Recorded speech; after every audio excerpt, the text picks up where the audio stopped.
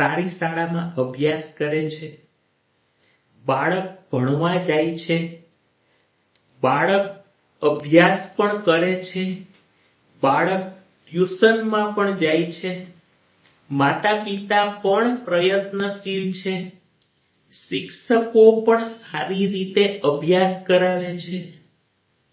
આ બધું જ હોવા છતાં પણ એવું તો નથી બનતું ને કે બાળક ખુશ નથી દેખાતો. હું ફરી આપને પૂછું છું કે એવું તો નથી બનતું ને કે બાળક ખુશ ન હોય. અને જો એવું લાગતું હોય કે બાળક ખુશ નથી તો myself doctor Hitesh Makhecha please તરત જ મારી મુલાકાત કરો.